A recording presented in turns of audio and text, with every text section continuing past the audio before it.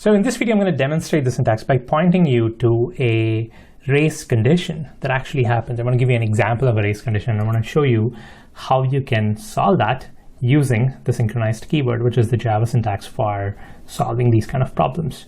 So let me switch to IntelliJ and show you the code that we have. And this is a real example of a race condition. Okay, so here's what I have. I have a class called synchronized f_synchronized, which basically creates an instance of a class called counter. Okay, what is counter? Counter is a runnable. It has a value. Okay, it has a value prime member variable, which has the value of 0. And now I have three methods in my counter instance, right? So I have increment, which is basically doing, ignore this for a bit, it's doing value plus plus, decrement, which is doing value minus minus, and get value, which is just returning the value. Okay, and I have a run method, which is, it's runnable. So this is basically going to be running in a thread eventually. So what I'm going to do is in my run method, I'm going to call increment and I'm going to call decrement. Okay, and I'm printing out the value. I'm saying, okay, this particular thread incrementing gets this value, and then after decrement, I get this value. Okay, it's very simple. It's basically kind of doing an OR, right? It's incrementing and decrementing. So at the end of the run method for any thread, the value should essentially be the same. All right. So here I have my main method, and I'm creating 4 threads. Okay, so I'm creating a thread with the runnable, and I'm also giving it a name. This is a syntax for giving a thread a name, by the way. Okay, so here is this signature. You have a runnable and a string value as an argument. If you second argument, if it's a string, that's basically the name of the thread. So I've created one thread, I'm starting it, creating another thread, 2, starting 3 and 4, I'm starting them all. Okay, so essentially, what do you think will be the value of the counter when this is all done? It starts out as 0, right? All these threads are working on the same instance, right? They're all incrementing and decrementing the same value of this value member variable. So at the end of the day, at the end of these threads, the value should be 0, right? Well, as you might have imagined, it's wrong. It may be 0 or it may not be. It's really hard to predict.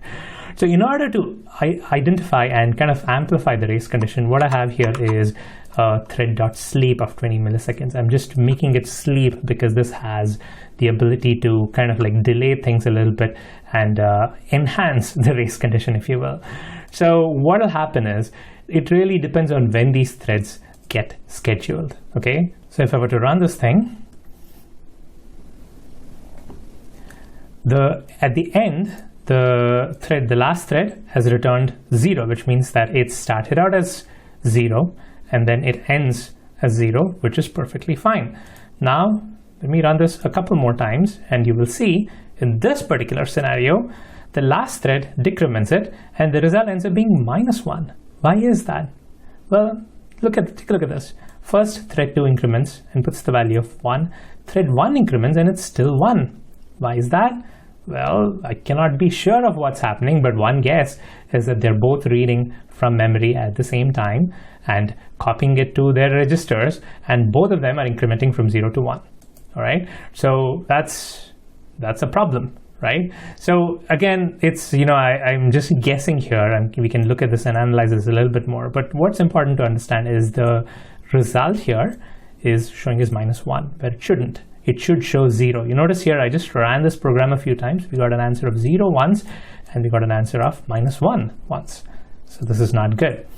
We need to make sure that our run method is executed by one thread at a time. Well, that's one way to do it, right? We can say, okay, every time a thread runs, I want to make sure that it does the increment and it does the decrement.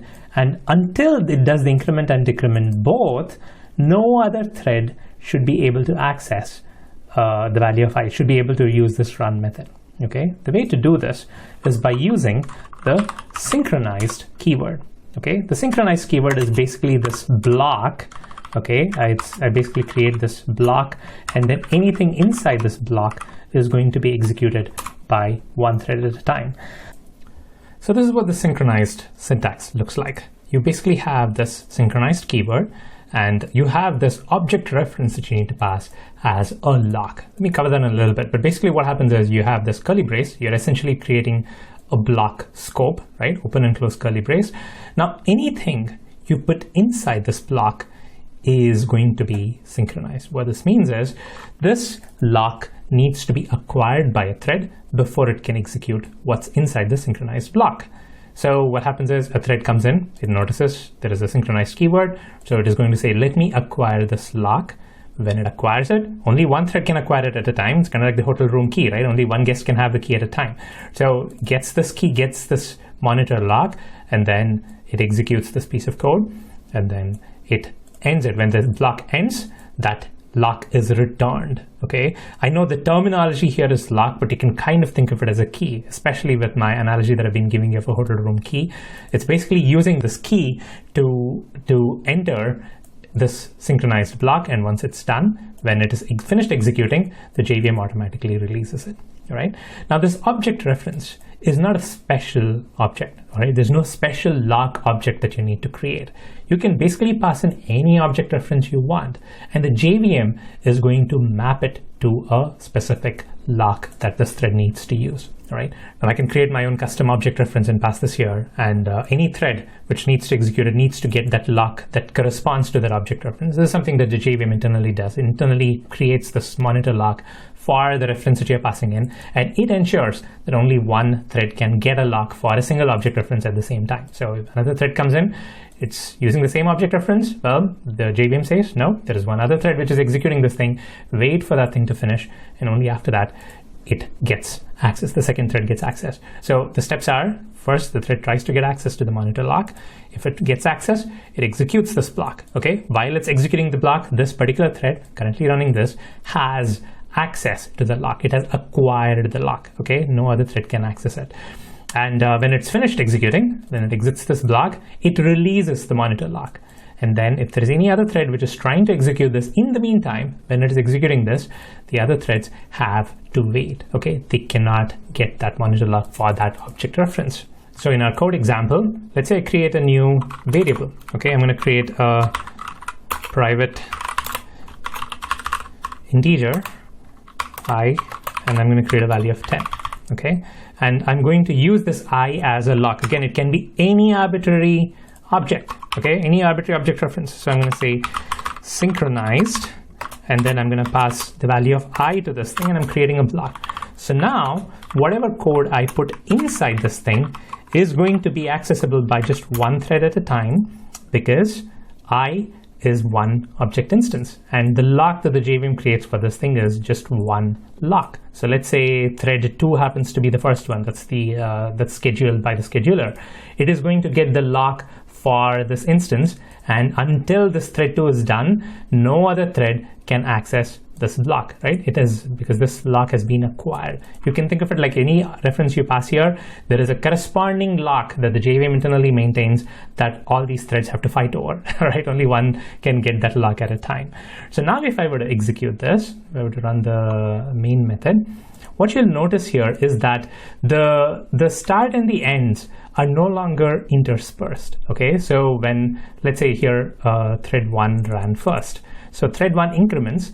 Since thread 1 has a lock, thread 1 alone decrements before any other thread has a chance to increment. Right now, thread 3 has a lock, it increments, and then only that thing alone can decrement. This whole thing has to run. Whatever thread starts this has to run this, it has to complete it before anything else runs. Okay, again, just to compare what was happening before the synchronize, it was interspersed, it was all over the place. Thread 1 increments, thread 2 increments, something else decrements, something else, other thing decrements, right? There's no specific order. You see here, 3 increments, now 2 increments, 4 increments, all the 4 have started incrementing, and then only all the rest of the stuff are decrementing. And you notice here the problem, the result is -2. So with this approach, with marking this as synchronized, I now have the ability to say for sure whatever thread starts executing this thing is going to complete executing the last line before any other thread has a chance to start executing this block again, right? So this is the synchronized block. Now this synchronized block is what is referred to as a critical section. Okay, this is a piece of code which we consider to be a critical section. This is common terminology that you need to know. It is referred to as a critical section. The synchronized keyword requires you to specify a data object. Okay, this is basically the thing, the data on which the key is created. Because again, if you have another counter instance, you want that to happen fine, right? You have, let's say, counter 2, and you're calling, one thread is calling counter 1's start, another thread is calling new thread of counter 2.start. They should not wait for each other. Okay, so the way to do that is by creating this quote-unquote hotel key, room key for each room, so that you're not basically blocking other guests from accessing other threads. Okay, so the common way to do this is by specifying this reference. Okay, so you're basically saying, well, this object's execution of this piece of code needs to be done by one thread at a time. Okay, so basically it has this kind of unique key for this particular hotel room, right? This particular instance is the hotel room analogy here. So now what happens is thread 1 tries to run this, and let's say this is the first thread that gets scheduled. Okay, so thread 1 starts executing and says, oh, I have to get a lock. So it is going to get this virtual lock, which the JVM is going to provide. And it says, thread 1 says, yes, I got it. And it's starting to work on this thing. In the meantime, thread 2 comes along and says, okay, I need to execute this. It's going to synchronize and says, okay, let me get the lock for this instance. What is this instance? Is this counter instance here. It's going to try and get the lock, but guess who has it? Thread 1 has it. Thread 2 has to say, okay, well, okay, I'm going to wait. Thread 3 comes along and it says, okay, I have to wait too. Thread 4 comes along, it says, okay, I have to wait too, because they're all working on this same lock. Now, let's say thread 1 is working on this, it does the increment, it does the decrement. What's going to happen at the end of it? The value of this value variable is going to be 0, right? So thread 1 is done, and now when it hits the end of the synchronized block, thread 1 releases the key for this object. Now, thread 2 is in the line, thread 3, thread 4, they're all in the line. Some thread gets it, right? Depends on what the operating system feels like. Let's say thread 3 gets the lock now. So thread 3 is going to say, okay, it's my turn, boys. I'm going to go in and execute this piece of code. Thread 2 and thread 4 are like, oh, shucks, I still have to wait some more, because it still doesn't have the value. It doesn't have this key, right? It hasn't acquired the lock, is what is the technical term for this. So thread 3 has acquired the lock now. It executes this. When it is done, it's automatically released. The next thread goes and executes this, and so on. So if I were to run this thing, I get the value of 0 every time. Any thread, once it goes in, does both increment and decrement before any other thread has a chance to do the increment, right? We've guaranteed that by using the synchronized block. And since we are using this reference, this is locked based on this instance itself. What's this instance when this is run? It's basically the counter instance. Now I can easily have another counter here. Okay, we can easily have another counter. Let's say counter 2. And now let's say I do another thread which uses this instance. Okay, I'm going to do counter 2, and then I'm going to call this counter 2 thread, and I'm starting this. Now, do you think this thread waits for all of these threads to finish? Well, no, it doesn't, because what happens when this is started? Well, it's going to run this, and the lock that's acquired is this reference. This reference in this case happens to be counter 2. And now this particular thread says, woohoo, nobody else is accessing this. I have the lock acquired, and then it executes this. Okay, so these things are going to go in order. You know, one thread goes in, one thread goes out. But this thing, it's hard to tell the order. If I were to run this,